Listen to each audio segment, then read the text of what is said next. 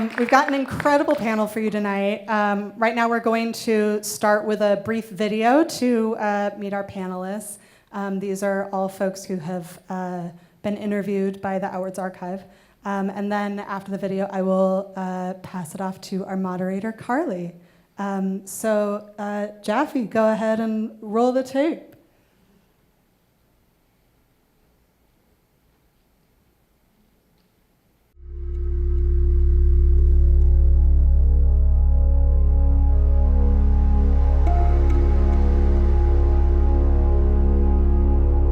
As a psychotherapist for almost 3 decades, I have immersed myself in the life stories of many LGBTQ people.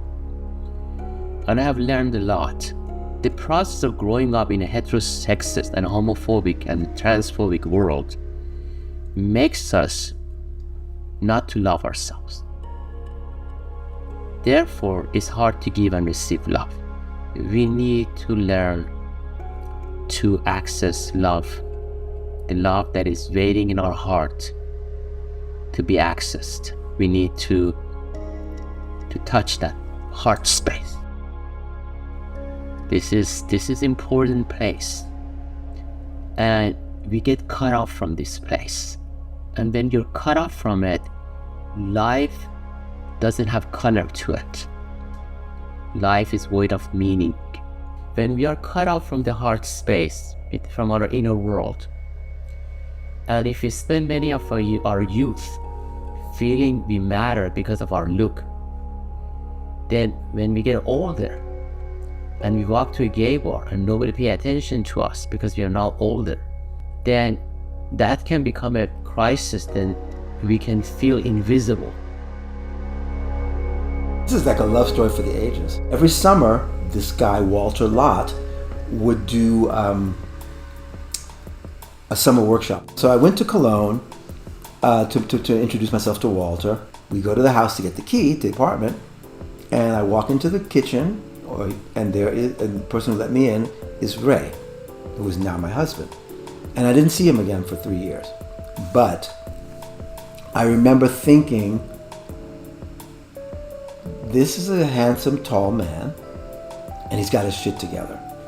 But 3 years later, he was doing a self-produced play in Berlin, and then another 3 years passed. And in these 3 years, we only saw each other through our overlapping circle of friends, and he did not like me during that time. He thought I was arrogant, a little bit of a bitch, and I wasn't crazy about him. But 6 years after our first meeting, I was sitting in a bar one afternoon, and I look across the street, and there he is. And he's looking like he doesn't know where he is. So I yelled at him. I said, Ray, come over here. And without extending this story, let's just say a month later, we were in bed together, and we have been together ever since. This is 1990.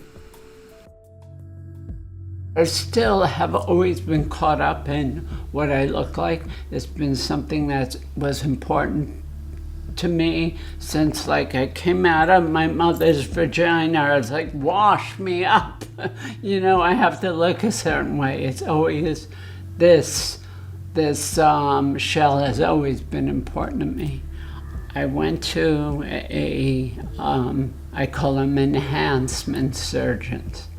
And I said to the doctor, I said, I'm really afraid of not being sexy, because sex, that energy has been a part of who I am since I was 5.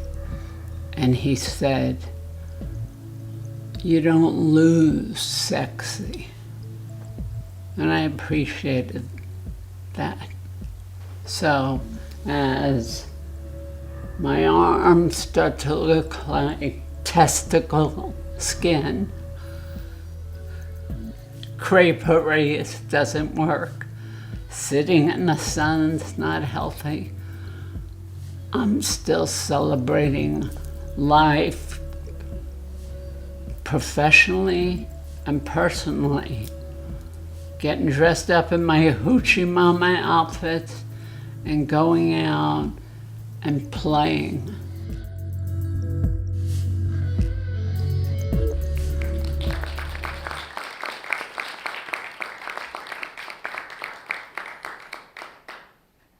And now I'd like to introduce our moderator, Carly D.W. Bones. Carly, pronouns they, she, is a theater director, intimacy coordinator, sex educator, facilitator, mental health advocate, and theater witch, aka the Spomancer. What? Thespomancer. Thank you, I have wondered about that for years. They create at the intersections of performance, ritual, sexuality, gender, community, and trauma sensitivity. She mostly works as a freelance director and intimacy coordinator for professional theater companies, university theater programs, and films.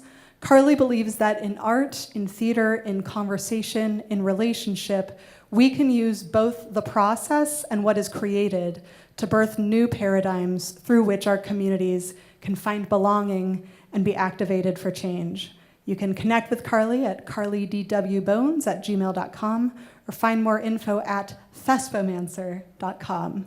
Take it away, Carly.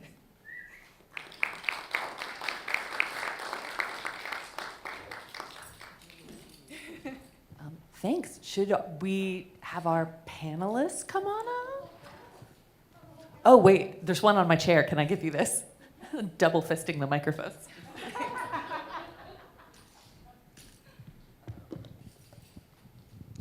All right.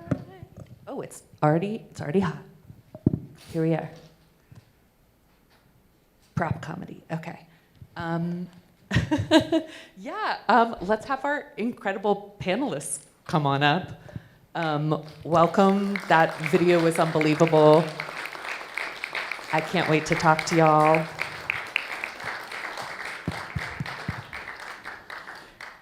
Really honored to facilitate this panel, absorb the wisdom and brilliance of these gorgeous elders. What a night to have this conversation. It is a new moon solar eclipse and the eve of Rosh Hashanah. So it's a very potent night to hear some powerful wisdom and love. Wishing you all a sweet new year full of joy and justice. Panelists, anything that's asked by me, the audience, y'all will have a chance to ask any questions that you want as well. I got a couple to kick us off, but everyone can answer everything, or you can skip any questions you don't feel called to speak on. Consent, we love her. Okay. I'd love to just dive right in and hear whoever's moved to speak on this. What messages about sex and love have you seen or personally experienced to be specifically harmful to queer folks, and what has helped you shift and rewrite those messages into something that feels empowering and authentic to your own life?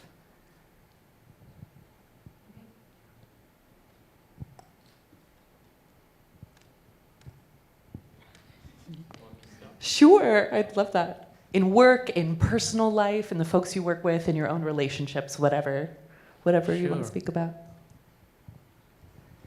Is this on? Okay. The concept of sex, love, it's very complicated, because for many of us, we grew up in an environment that sex or love was dangerous. We couldn't freely express ourselves. So as a way to self-protect, we decided not to, get in touch with those feelings.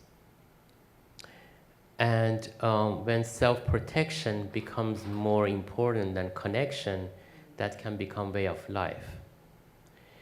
And then we go through a process of learning to overcome all that, but some of that still remains inside. And it takes work to heal from all those messages that we were brainwashed about ourselves. For today's youth, the younger people, they have somewhat of an easier time because of the hard work that the previous generation have done. But still, there's a lot of negative messages out there that prevents them from opening their heart and really connect. And we still have a lot of work to do. Thank you so much. Anyone else wanna speak about this? Nah. Great. Okay, I have another question. Oh, please. So sorry.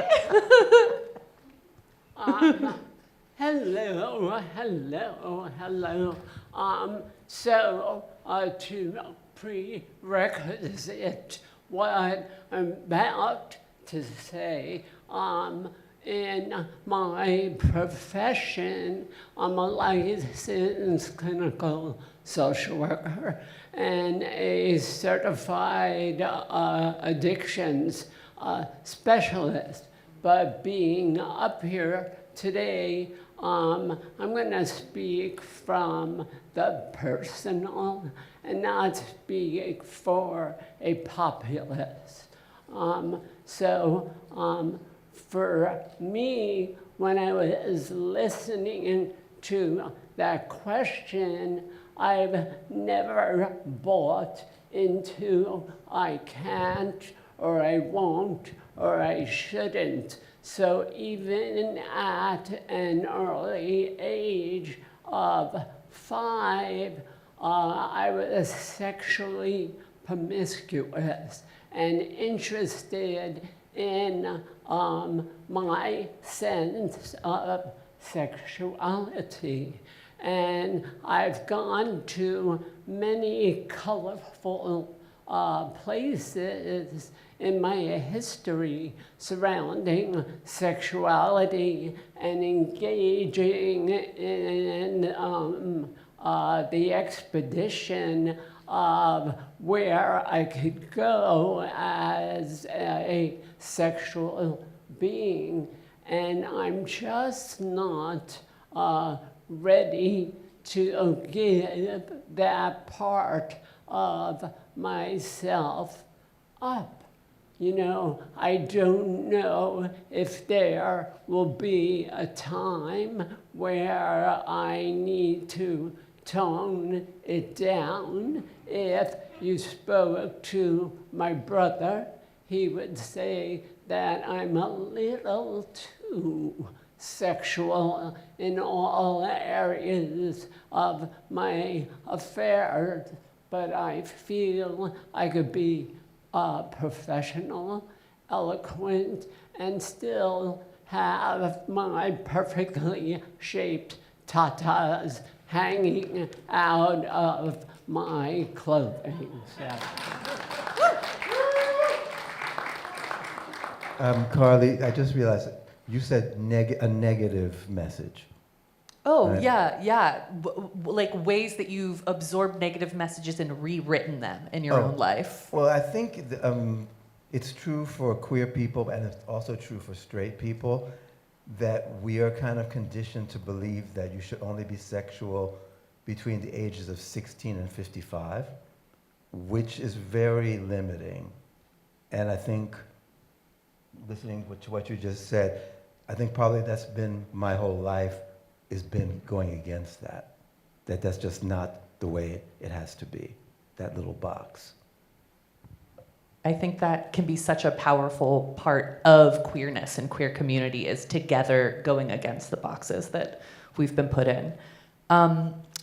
Another question for anyone who'd like to answer it: what makes you feel sexy in a powerful, authentic, whole way? Sexy or connected to being a being of pleasure? It has that change throughout your life. You know, in order to feel sexy or desirable, you have to have connection to your body. And you have to be able to feel good about your body. The body is the home we live in. And when you think about, we've gone through many, many years, some of us gone through many, many years of being mistreated for our sexuality. So all those negative messages, all the traumas of growing up gay in a heterosexist world has been stored in the body in the form of trauma. And in order to feel sexy, you gotta liberate yourself from all that trauma that is stored in the body, especially in the nervous system. So the feeling of the erotic feeling, the love feeling, the sexual feelings, it's all depends of how liberated you are from the conditioning and the event that has happened to you throughout growing up experiences. And liberation from those experiences helps one to feel connected to his or her their erotic feelings. So there got to be some work to be done in order to claim our feeling of being desired.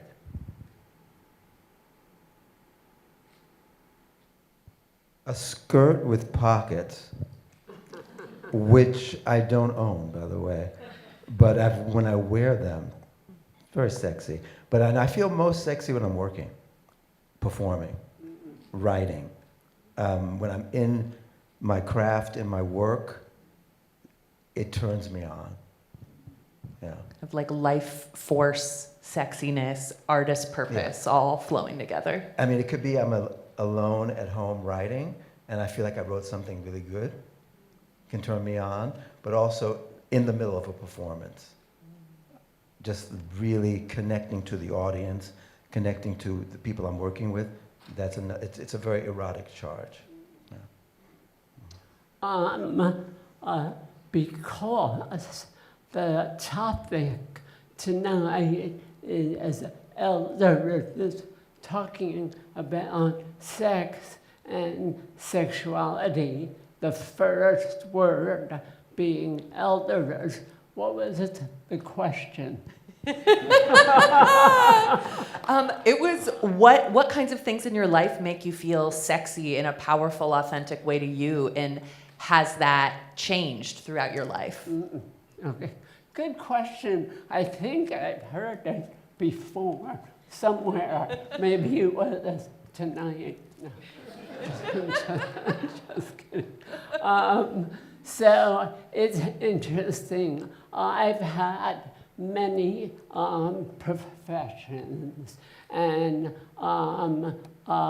my history of work has been quite eclectic. And now I have advanced degrees, and I've had the opportunity to do some amazing social justice work and serving many different populations.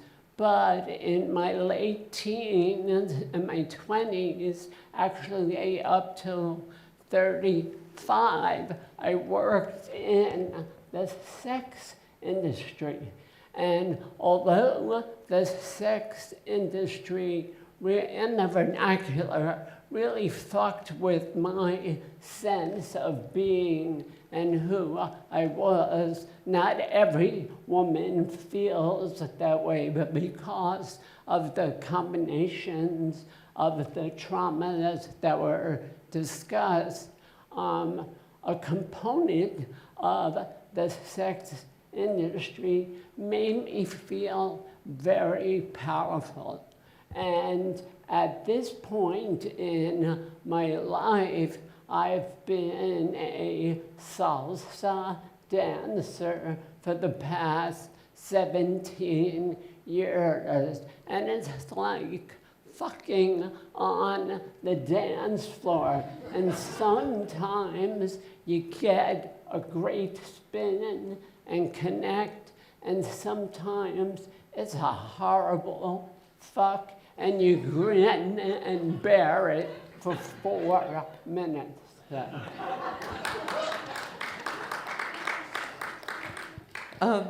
Incredible. I'm curious for all of you in your work, whether you're working, I mean, all of you work in service to folks in different ways, through arts, through therapy, through social work. How does your own personal experience with love and sex show up in the way you serve the folks that you serve?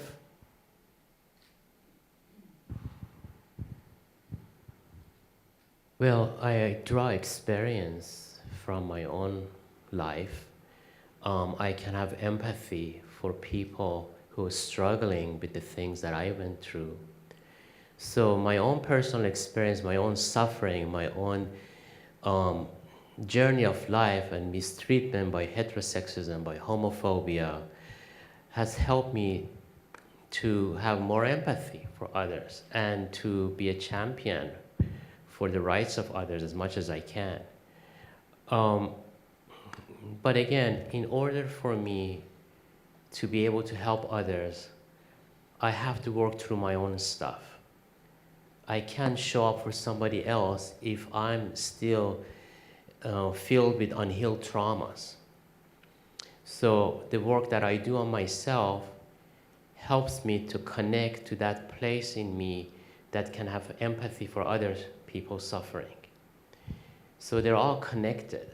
So I wanted to make sure I mentioned that.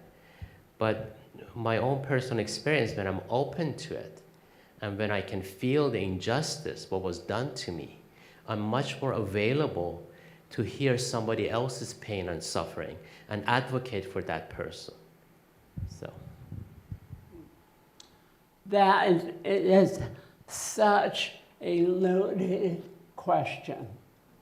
Such a loaded question because as a clinician following the guidelines of a National Association of Social Workers, my work does not include any type of counter-transference in regards to my sex and my sexuality engaging with the people I serve. So I could tell you, honestly, there have been 2 times in my professional life where I was serving a client thinking, I would like to fuck him. Like, he is hot. And I would be like, get back to therapy, Rosalyne. This is not a dating game. One actually happened in person, and one happened, I was doing teledoc during the pandemic. So the camera comes on and you get to see the person, and most of the time in the pandemic doing that work, I was working in hospice care, but I was also doing teledoc, and all of a sudden this Italian stallion came on, and I was like, oh my God. And I have what's called essential tremor, but when I'm wearing my professional hat, I could pretty much control it. But I was shaking all over the place. And the problem, I'll say this and shut up, the problem that happened for me is that first appointment didn't really matter what I looked like. The next appointment, I had lipstick on. I had a nice little tight shirt. And I was like, don't go there. But I was like, let him look at what he is not going to have. So. Amazing. It can give us empathy and connection, or it can give us boundaries or different ways to channel ourselves. When I used to do theater and sing in bands decades ago, there was a lot of sex and affection and attraction happening between colleagues. And that doesn't happen as much anymore, and it's funny, I wouldn't say it has to do with aging, because I make a point of working intergenerationally. So the people that I work with in music and in theater can be anywhere from teenagers to people in their 80s. And I feel like maybe, I don't know, I think people, the world has changed a lot. There's a lot less sex happening in the workplace, as you probably all know. So even in the arts that's also changed. In fact, in the arts it's probably worse because it used to be so free that now people are much more scared than they used to be. But I think what I bring to that personally is vulnerability is really important in my work, and the body is really important. I do a lot of physical theater, and there's a lot of flesh, my own flesh, exposed. And I think that is a gift often to my colleagues, to see that I, as an elder, am very free that way, without having to be in any way harassing or, annoying. At least I hope I'm not annoying. I'll find out when they see this tape. But I think, yeah, it's an important part for me as an artist, that there's emotional vulnerability, intellectual vulnerability, and physical vulnerability in the work. Yeah, and it's really powerful to take up space with your body in your art, too. I have one specific question for each of you, and then maybe we can open it up to the audience if they have some. But Payam, I was so moved what you were talking about in the video about the heart space and the blocks and the openness, and that everything kind of comes down to that. And I was just curious, how do you help folks work with and touch that heart space after they get cut off from it? Do you have paths that you are able to lead them back to it, or what's your experience with that, if you can speak more on it? I think the first step is naming it. Many of us are so cut off from this space, we don't even know it's there. So just letting people know that love needs container, and the container for love is our heart. And you need to be able to access this place. And what gets in the way of accessing love, accessing this heart space, is our traumas. And it's, people think trauma is just, okay, something happened, you forget, or it's over, but it really catches up with you later in life. A lot of things that happens early on, we start experiencing them through physical problem, emotional problem later in life.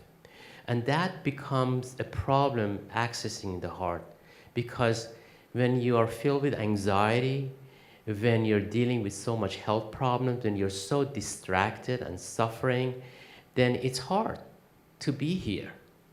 So in order to connect with our heart space, not only we need to name it, we also need to appreciate what is essential, what is meaningful about being queer. And because I mainly work with queer people. So we come out to love. The purpose of coming out, it's really about being able to connect and be able to exercise our fundamental right to love. And that's basically inherited in being queer. That's what gives meaning to our life, because we're in pursuit of love, not just love in a romantic affairs full of dramas. I'm talking about a love affair that can go deeper with your own self and with something beyond yourself and with another human being.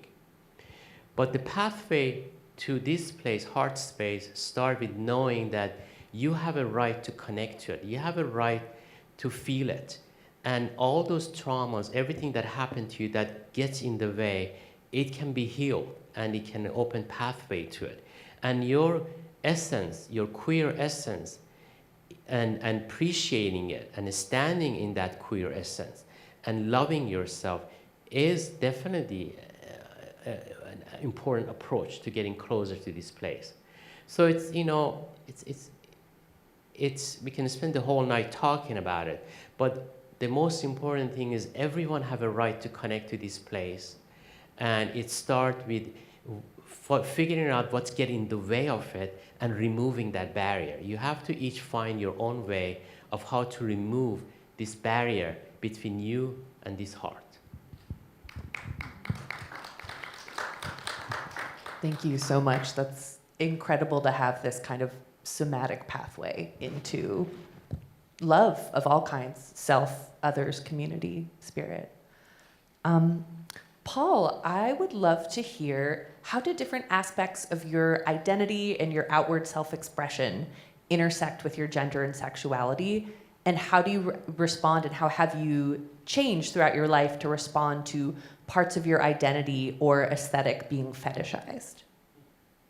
Whoa! Let me start with the second one. Great. Any part you want to talk about? So, when I first came out, so like in my late teens and 20s,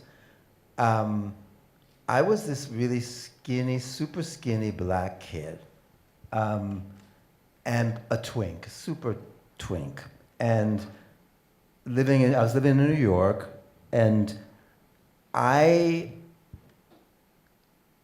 felt a lot of the time that outside of the masculine male community, that I didn't fit in, that I wasn't attractive to a lot of guys that I thought were attractive. And then I moved to Europe in my 20s, and suddenly I was extremely fetishized as a person of African descent, because I was living in Germany. So, there was a very much, I was exotic, even there were also guys who fetishized super skinny guys.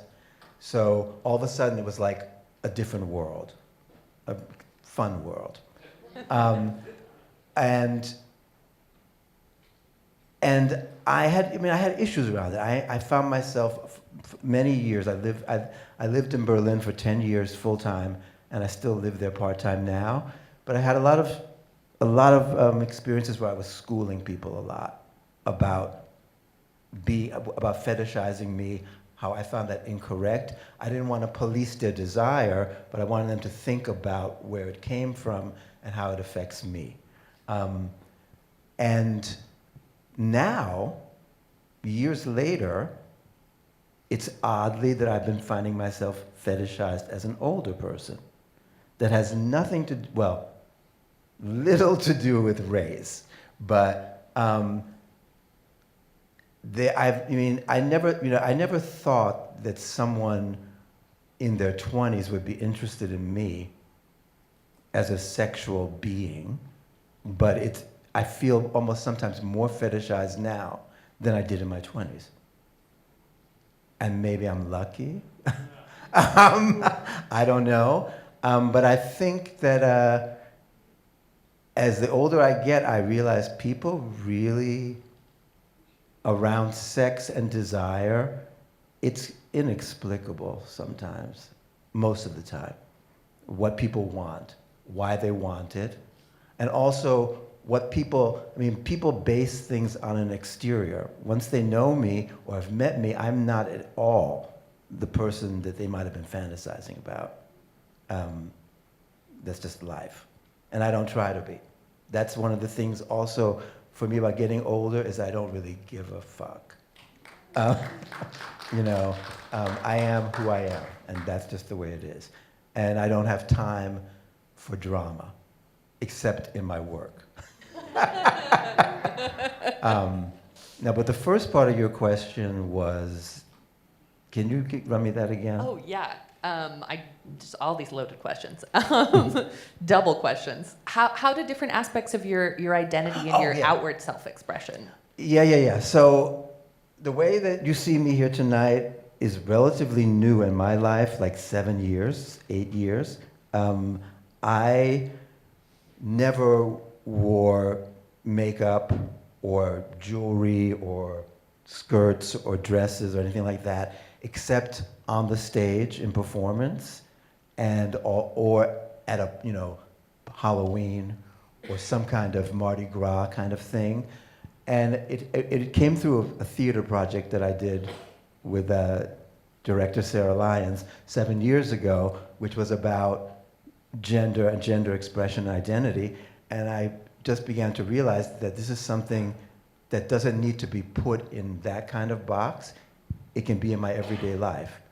And it's also something that's easier to explore in LA than anywhere else I've lived, because I just get in my car and drive somewhere, get out of my car, and I'm there. In Berlin and when I'm in New York, it's more of a thing that I have to walk out of the house, take the subway, walk down the street. There's still fears attached. But LA gives me a bit of freedom in that way. But I've also noticed in that process that this is all about public presentation, like how I like to be seen when I'm out, how I like to not feel attractive, feel pretty, I guess, is a word, or feel cute. But when I'm at home, you won't see me with face on, or with jewelry or a skirt. You'll see me in sweatpants and a t-shirt. And as far as sexuality goes, it's quite the opposite. I do not feel sexy when I have makeup on, or when I'm wearing a skirt. I feel sexiest when I'm not wearing anything, and there's nothing mediating me and the partner. That full vulnerability Yeah. you were Yeah. speaking of. Beautiful. Thank you so much for sharing that. Rosalyne, I would love to hear, could you share more about the importance of your connection with sexiness and sexuality, and how do you both externally and internally feed that sacred flame of sexiness?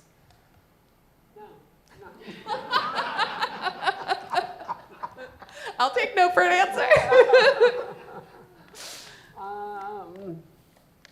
Gosh, I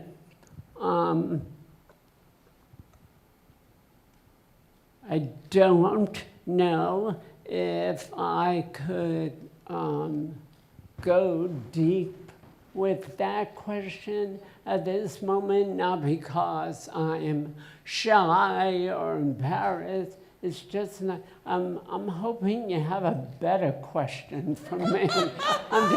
That question didn't really get me excited. Okay. So try one more, and maybe I'll respond.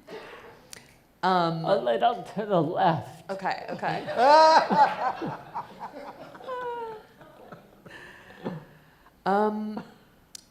I suppose another question would be, how has aging and changing throughout your life impacted the way that you show up to sex and relationships, and how you, especially with society's desexualization of aging bodies, how do you push back about that? And how do you take up space as a sexual, loving being? Sexual and loving don't always go together. Sexual can be sexual, and loving can be, like, I love my pussy. And I love this pussy, but I love my pussy. And there's no sex involved with my willow. There's a deep love for petting my pussy. This pussy and the pussy that's in my house right now, waiting for me to come home. So, but sex and love don't always have to come together for me to enjoy my sexuality. When I was in the sex industry, I had many more hang-ups about sex and sexuality. It was my business. And the men that I would deal with, that were either cross-dressers or were into BDSM, that, you know, I'm a strong, powerful woman. I'm 5'10" with no heels on. So everybody wanted me to be a dominatrix. And it was a performance, and it was making money, but it sort of turned my stomach. And I was with my ex-fiance for 8 years, and I left him and moved from Brooklyn to Staten Island, or as they call it, Stagnant Island. I lived there for 3 years. I was out of the sex industry. I got involved in social justice work. And back then, there weren't many women like me doing that kind of work, so I clearly moved up even before finishing my undergrad or my graduate degree. It was just handed to me because I was somebody taking on that kind of work and speaking out. But I don't even remember what it was like in 1998 or 1999 or the year 2000. But I met this guy from somewhere. I don't remember where I met him. He is irrelevant. Where I met him was irrelevant. But I remember him coming to my house, and at one point he pushed my face against the wall, and one side of my face was pushed against the wall, and he had his hand around my neck, not in a threatening sort of way, but I was like, I sure like this shit. Like, it was something that I never thought I'd be interested in, because in my young adulthood, there was a connection around hustling, around getting the best customers, around competition. And when I moved out of the sex industry and allowed myself to be a sexual being again, I became much more eclectic. Mind you, I moved to Hollywood, California. I was 41 and a half, and I was like, what are you thinking, moving a straight woman with my history, moving to Hollywood at this age? This is the time women are just like, they're hanging it up in Hollywood. I wasn't coming here to be an actress. I was a clinician, and I was reinventing my life. So each era, each moment in time in my life, just reinventing myself and coming to a place of self. I keep spitting. I hope I'm not spitting on you. No. Good. Because you would knock me out. You're from New York, too. It's so important for me to enjoy, appreciate, have gratitude for the moments that I get. And I'll curse again. I'm a big fucking cougar. So I love that young men just want to come over, fuck me, and not take me out, not spend any money. I'm okay with that. I like to eat my food by myself, watch Netflix, get laid, get thrown around my bedroom, and then walk them out the door and not really have to have any kind of deep conversation. Now, mind you, I'm not finished. I'm a woman with a trans history. I'm very, very heterosexually focused. I would let a hot stud go down on me as long as they're not expecting me to do anything to them. But at this point in my life, I'm gonna celebrate any way I possibly can until I'm dead. And if that means not having a deep relationship with somebody that knows my history, read my book, I'm really, in my heart, in my love space really okay with what I have. It's really important for me to consistently look at gratitude and not have expectations of, I should have spent the rest of my life with that stupid fuck that I was engaged to, you know, in the 90s. I'm okay with my pretty pussy that I pet and this worn out pussy in between my legs that gets to be utilized at any given moment in time that I get to utilize it.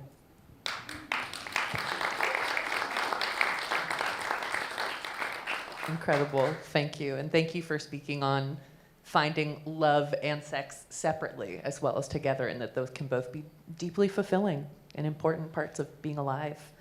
Audience questions? Do we have? Time for like one. Oh gosh. This is the first hand I saw. These are not good shoes for running. But they're so cute.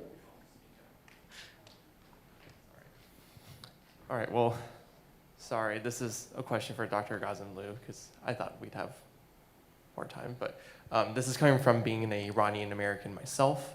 Can you speak a bit about the intersectionality of being Iranian and queer and how that's evolved as you become an elder? Because I grew up not knowing about people like you, like with my background or even knowing gay Iranian people existed, so.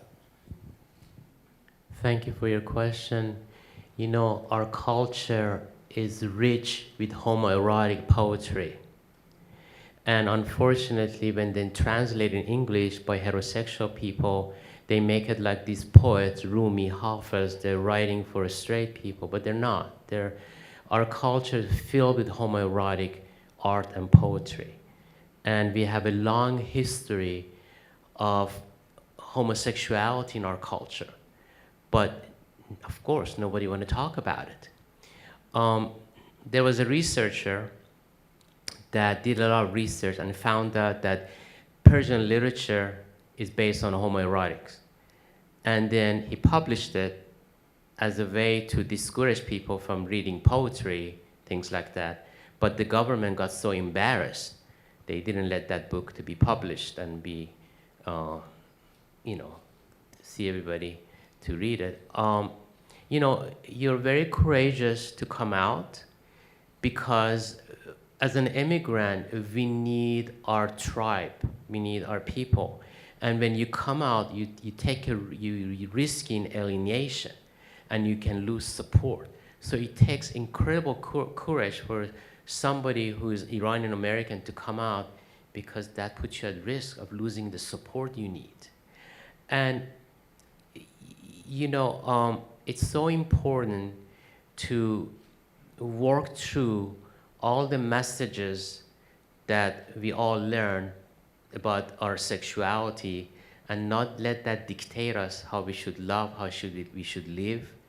So the journey needs to involve deep work of knowing oneself, knowing ourselves. And coming out is very difficult for people from Middle East. There's so little support out there. But if you don't come out, then you are not being yourself, you're not living a full life, and you're not going to experience real love. And just not a way to live.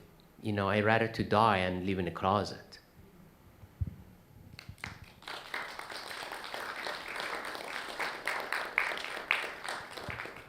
One more quick one, if anyone has one. As I get older, I find myself increasingly anxious about how relationships shape my sense of meaning and purpose. I worry about losing family members, friends, and how to maintain strong community as I age, especially in the queer community where image and youth are often prioritized. Since relationships have such a deep impact on my life, how do you find purpose and meaning within yourself and your connections, particularly as the dynamics of relationships evolve as you age? Kind of an open-ended question, but yeah, thank you. May I? Yeah, good. So my best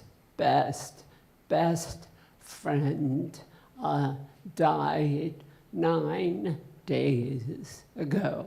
I was going off to Paris, and I wanted her to get on hospice care because I knew that hospice care would, the medications and the team of experts would be there for her final hours. We weren't sure she was going to die, but it was her choice. She had stage 4 cancer, and it was her choice whether she was going to try another intervention or get on hospice. And I was trying to talk her into getting on hospice and trying the intervention, so you have hospice care just in case the intervention malfunctions.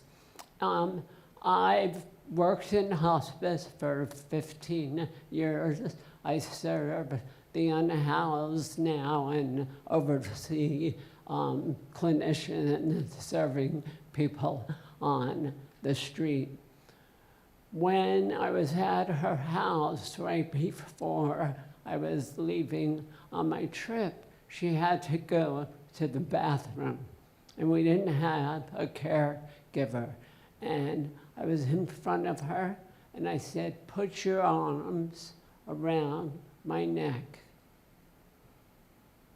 And I picked her up, and I said, "I got you, baby girl. I got you."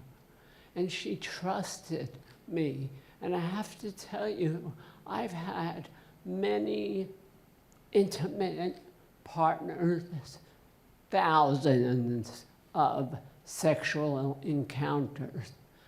That was the deepest, most rewarding experience I've ever had in my life, to carry this woman to the bathroom. And at this point in my life, at this age, I would never have thought taking a friend to the toilet would so deeply touch my heart. So as I stay on this planet and continue to age gracefully, utilizing as many interventions as I can have, can't tell you how much freaking Botox is in my forehead. There's so many gifts that I have not experienced yet. So for you, young person, I wish you a life full of those Oprah Winfrey aha moments that are sometimes spectacular and sometimes gut-wrenchingly painful, but all reminds me of my humanity. Thanks for that question.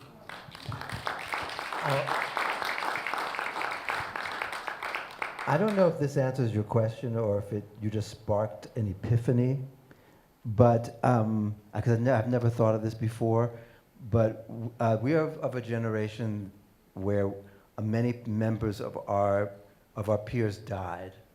They're no longer here, and it made me think. I've been in a relationship with the same person since 1990.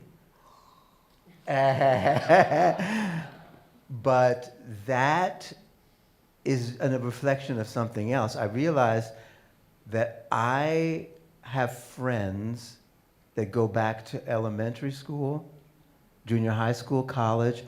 I have a very strong need to maintain all relationships. One of my old partners that I had been with for only 3 years, we remained best of friends until he died of cancer a few years ago, and I was treated like the widow at his funeral, even though I've been with someone else for years and he was married to someone else. I think the epiphany is that it probably is the AIDS crisis that somehow has made me very, very determined to maintain relationships, whether they are romantic ones or friends. And possibly another element of that is that I'll have a lot of estranged family members. So I've sought family outside of my biological family, whether it's in romance or whether it's in work or whether it's in friendship. It's very important to me and probably to a lot of other people from my generation.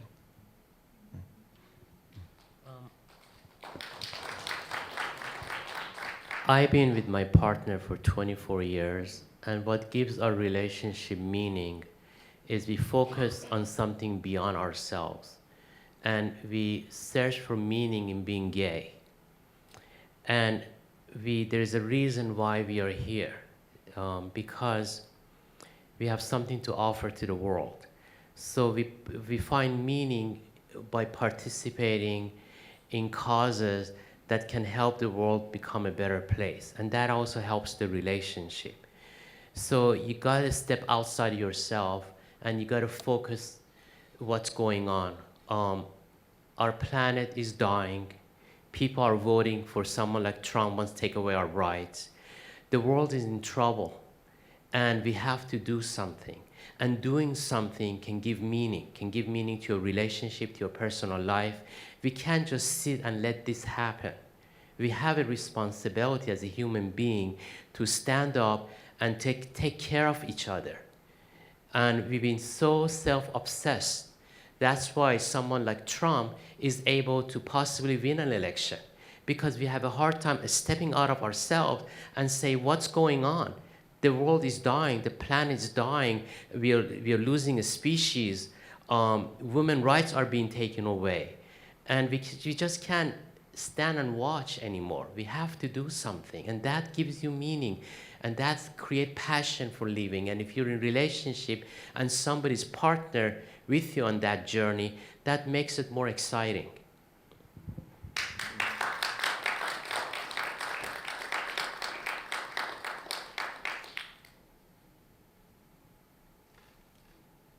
Are we at time? We are. I just want to say thank you so much. It's been such an unbelievable honor to hear from you, your stories, your perspectives, your wisdom. Thank you so much for sharing in this space with everyone tonight.